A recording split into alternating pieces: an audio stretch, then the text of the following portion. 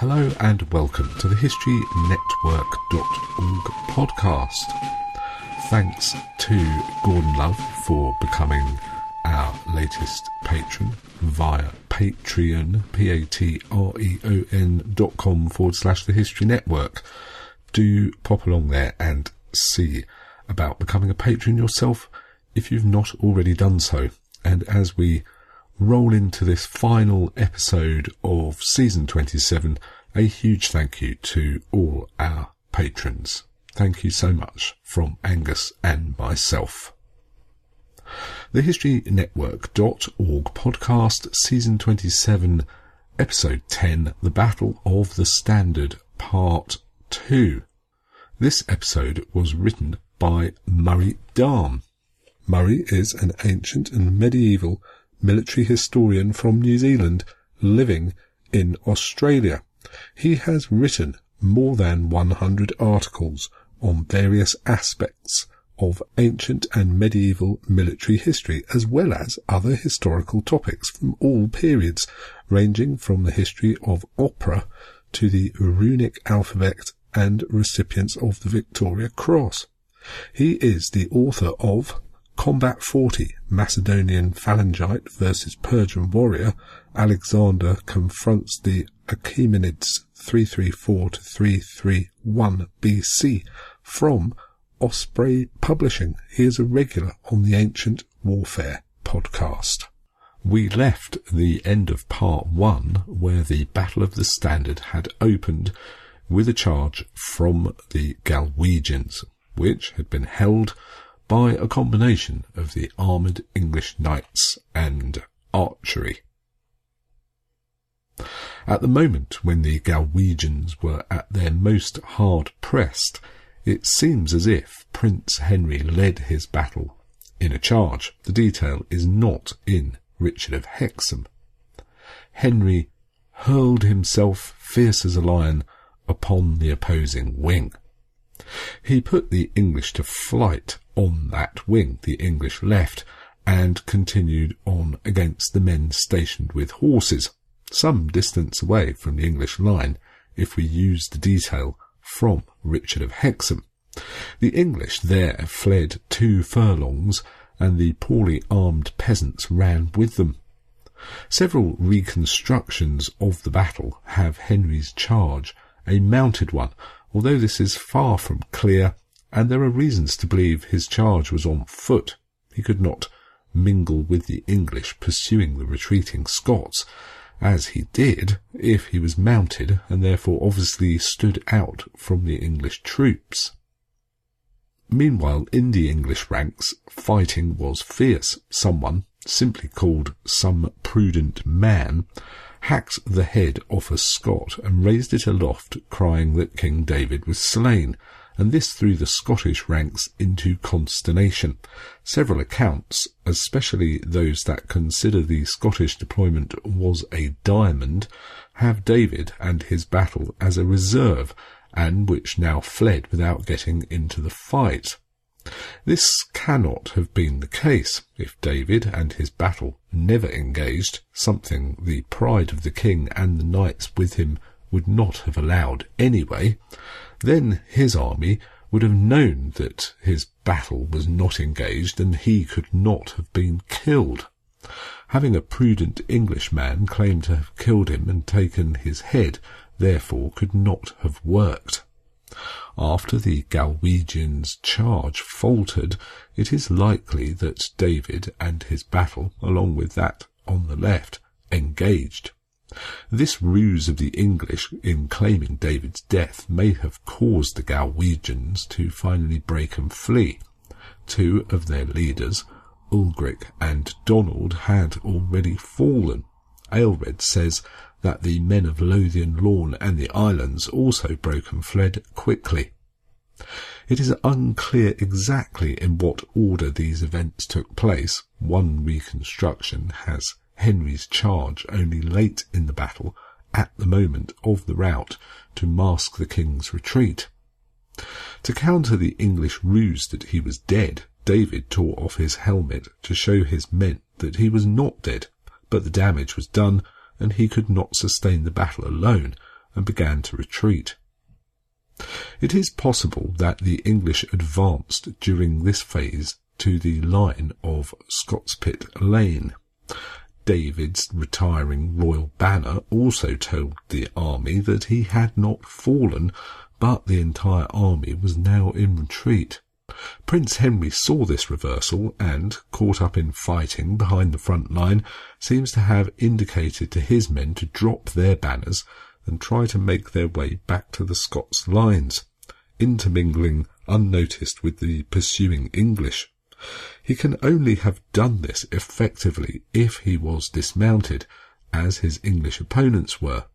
One alternative suggestion is that Henry's charge was mounted initially, but that he and his men had been unhorsed in the course of his combat, but this seems unlikely. As it was, the English did not pursue the defeated Scots far. Our sources say that the English lost only a few casualties, although this seems unlikely given initial success of the Galwegian charge and the effect of Prince Henry's action. It may be in the English victory the number of Scots casualties were exaggerated, and the smallness of the English losses was likewise exaggerated.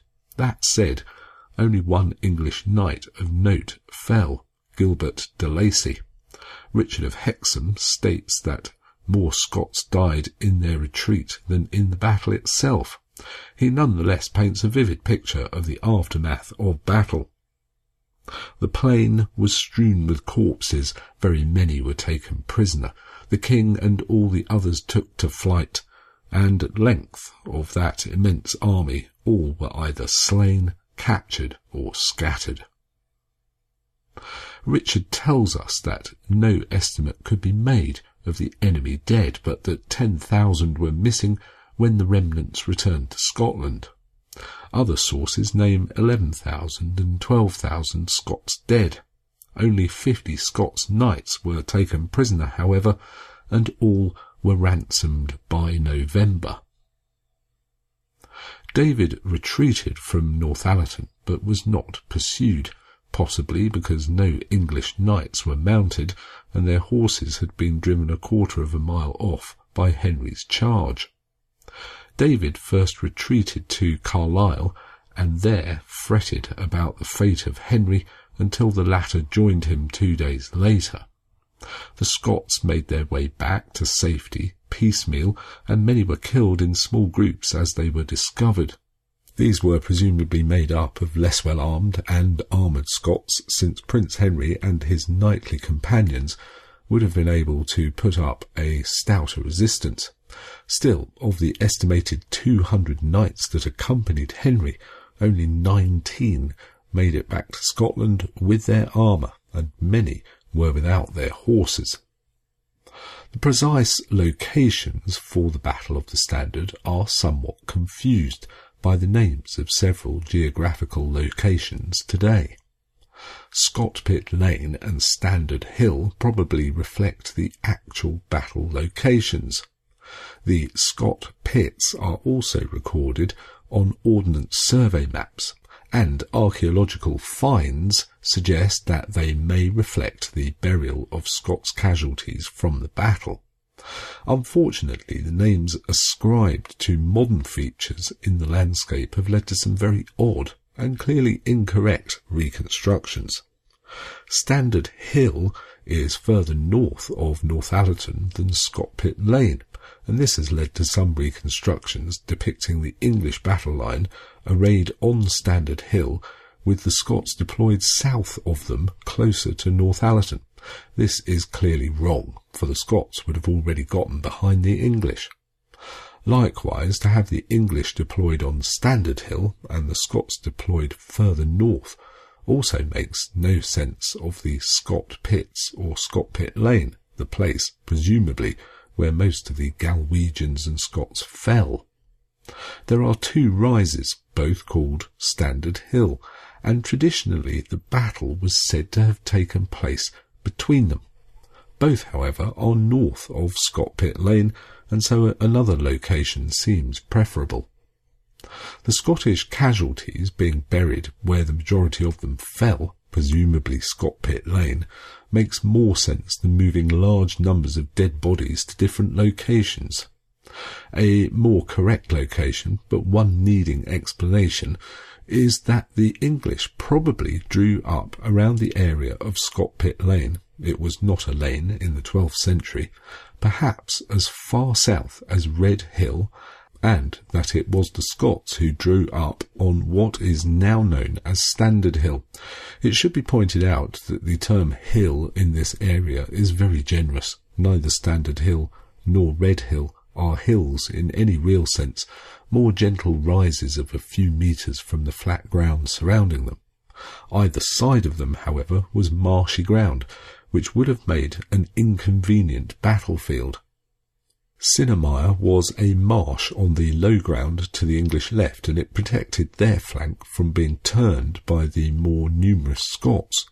It is possible that Brompton Grange, and the Grange on the English right, was also marshy terrain. The local terrain, in fact, funnelled the invading Scots towards Northallerton, and the English deploying on or near Red Hill makes the most sense of them blocking the Scottish advance south and forcing battle. The English numbers may have been sufficient to deploy between Sinemire and Brompton Grange. The Scots were advancing southwards along the Great North Road, and the English would have presumably advanced along the Roman road from York to Thirsk. Both roads nearly intersect at Northallerton, and so the location was the ideal point to stop the Scots' advance. We are told in some accounts that the Scots charged the English up a hill. Richard of Hexham and Aelred only mention a plain. Again, this makes the charge sound much more arduous than the terrain suggests. The terrain only varies by a metre or two across most of the battlefield. The most logical location for such a charge would therefore have been for the Scots to charge towards the English deployed on Red Hill, perhaps on the northern slope of Red Hill, facing Standard Hill and the deployment of the Scots. Another local tradition says that Red Hill was so named because its slopes ran red with blood during the battle, perhaps from the extent of Henry's charge. This deployment would allow for the majority of the action to have taken place close to Scott Pit Lane, although it still requires that the English line advanced a short distance for the majority of the killing to have occurred at Scott Pit Lane, something none of the sources record. For the English to have been drawn up at Scott Pit Lane, and therefore on the plain, would have meant they would be met by the Scots charging downhill, which no source records. Memory of the battle was long-lasting in Northallerton and the surrounding area. The Scots' pits were still trenches in the early 18th century, when the antiquarian Roger Gale mentioned them, and he told that the local tradition said they bore the bones of those slain. This is interesting, since the archaeological finds from the pits made in the 19th century of coins of Stephen from 1137 bear out that there may have been some English dead rather than just Scots, but that the number of Scots dead gave the pits their name. It is possible that the English coins were in the possession of Scots soldiers. Human and horse bones have also been found, and the hilt of a sword. The trenches themselves were thoroughly ploughed out in the early 19th century. We can tentatively suggest, therefore, that the name Standard Hill did not come from the location of the initial English deployment, but rather it was the position to which the English advanced in the Standard on its wheeled cart in their limited pursuit when the Scots routed and fled. From that position, roughly the position where the Scots had drawn up their forces, was where the Standard oversaw their retreat. In the view of the English clergy, perhaps overseeing the victory it had wrought, and symbolically from the position they had launched their attack, and the name of the location was taken from its final position rather than its initial one. At Carlisle, King David negotiated a truce with Stephen and continued to besiege Wark, which fell to him in November 1138. He held all of his territorial gains in Cumbria and Northumbria throughout the anarchy until his death in 1153. David was able to advance his border to the River Tees with his son Henry installed as Earl of Northumbria. David's son and successor, Malcolm IV, who also fought at Northallerton, would have to surrender all those gains back to the English king Henry II after 1154. No English counter-attack came, despite David maintaining an army of 14,000 for just that eventuality. David's purpose in focusing attention towards the north and distracting Stephen with his northern invasion in aid of Matilda was also achieved. Despite the truce, the English would have kept a wary eye northwards, and regardless of David's defeat at the Battle of the Standard, Matilda's invasion still took place in 1139. In support of the idea that David really had invaded to support Matilda, and not for his own ambitions, he made no further incursions for the remainder of the anarchy. Matilda's husband, Geoffrey of Anjou, concentrated on conquering Normandy, and in England, Matilda had the support of Robert of Gloucester, her half-brother, and an illegitimate son of Henry I.